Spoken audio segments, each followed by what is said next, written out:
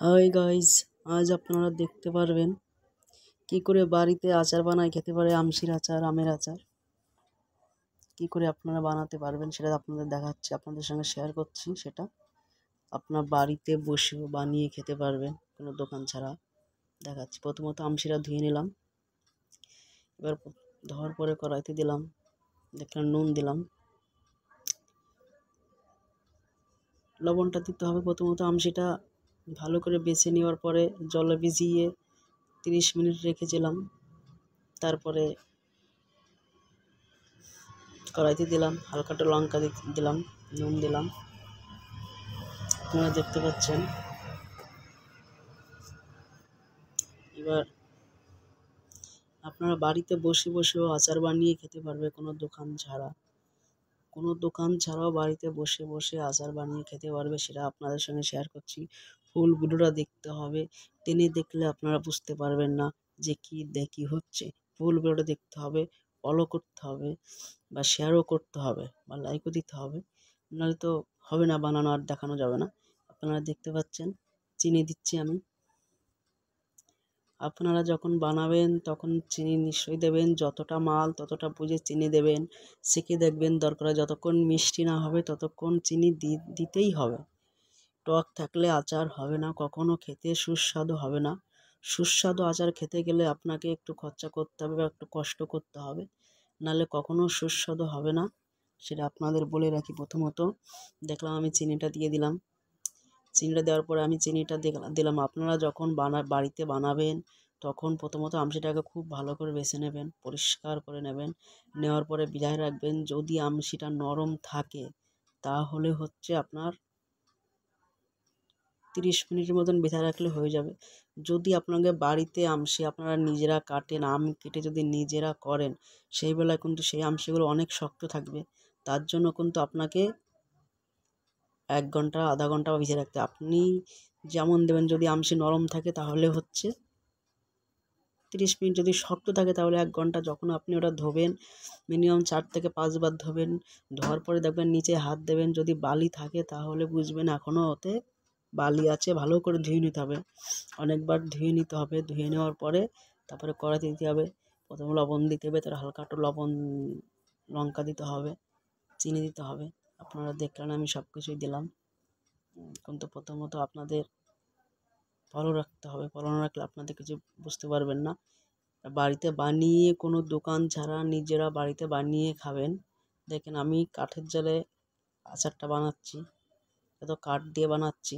গ্যাসও বানাতে পারেন, আপনারা গ্যাসও বানাতে পারেন। দেখেন চিনিটাকে প্রথমত আমি সবার সঙ্গে মিশিয়ে দিচ্ছি, পুরো আমশিটার সঙ্গে চিনিটা মিশিয়ে দিচ্ছি। দেখতে পাচ্ছেন, দেখতে পাচ্ছেন আমি পুরো আমশিটাই মিশিয়ে দিচ্ছি। হ্যালো গাইজ, আপনারা দেখতে পাচ্ছেন পুরো আমশিটা মিশিয়ে দিচ্ছি। আমার কাঠের উনুন দিয়ে কাঠেই আচার হয়, দেখতে পাচ্ছেন। দেখুন, পরে আপনাদের আরও বলবো যে কী করে আপনারা বাড়িতে আচার বানায় খেতে পারেন, কীভাবে কী করতে পারেন, সবই আপনাদের বলে দেওয়া হবে। কী মশলা দিতে হবে, কখন মশলা দিতে হবে, কোন সময় দিতে হবে না, সেটাও আপনাদের বলে দেবো। সেটা আপনারা দেখতে থাকুন, আর ফলো করতে হবে, লাইক করতে হবে, কমেন্ট করতে হবে জানার জন্য। দেখেন চিনিটা দিয়ে আমি প্রথমত সব জায়গায় মিশিয়ে দিলাম চিনিটা। কাঠের জাল, এটা কাঠের উনুন, অনলি ফর কাঠের উনুন, দেখতে পাচ্ছেন আপনারা। মিশিয়ে দিচ্ছি আমি, যাতে নাড়া দিতে হবে, যাতে হচ্ছে তলে ধরে না যায়। আর বেশি কিন্তু নাড়া যাবে না, বেশি নাড়লে কিন্তু এটা ঘেটে যাবে। নাড়তে হবে কম, ঠিক আছে, কম নাড়তে হবে। জল বেরিয়ে গেলে তখন খুব কম নাড়বেন। জল বেরিয়ে যাওয়ার পরে একটু পরে পরে নাড়া দেবেন। কেন আপনি যদি একভাবে খুন্তি ওতে দিতে থাকেন, নাড়তে থাকেন, তাহলে কিন্তু আপনার আচারটা হবে না। আচারটা হবে কিন্তু আচারটা একদম মিশে যাবে, মানে কেমন হবে, আচারটা একদম আটার মতন হয়ে যাবে, আটার দলার মতন হয়ে যাবে। আর যদি কম নাড়েন তাহলে আমশি নরম হয়ে যাওয়ার পরও আমশি আলাদা আলাদা থাকবে। ঠিক আছে, আপনারা দেখতে পাচ্ছেন। দেখেন আমি কালারটা কেমন হয়েছে, পুরো জল বেরিয়ে যাবে। যখন আপনারা রান্না এসে যাবেন তখন দেখেন ফুল জল বেরিয়ে গেছে, দেখেছেন, রস বেরিয়ে গেছেন, তো রস হয়েছে, দেখেছেন। আপনারা কিন্তু আলাদা করে কখনো জল দেবেন না, যেটা ধোয়ার পরে ওইটাই দেবেন। আর দেখেছেন রস হয়ে গেছে, আপনারা দেখতে পাচ্ছেন রস হয়ে গেছে, রস বেরিয়ে গেছে, অলরেডি রস বেরিয়ে যাবে। এই রসটা টানাতে হবে আপনাকে। এই রসটা আপনাকে ফুল টানাতে হবে। টানানোর পরে তখন যখন দেখতে পাচ্ছেন রসটা টেনে টেনে যাচ্ছে, এবার আমি কিন্তু এটাকে নামানোর চিন্তা ভাবনা করবো। দেখেন রস টেনে যাচ্ছে, দেখতে পাচ্ছেন আচার হয়ে গেছে। হ্যালো গাইস, তাহলে আপনারা দেখতে পেলে আচার হয়ে গেল। ভালো লাগলে ভিডিওটা লাইক শেয়ার কমেন্ট সবই করবেন, আর কেমন কি হচ্ছে সেটাও বলবেন।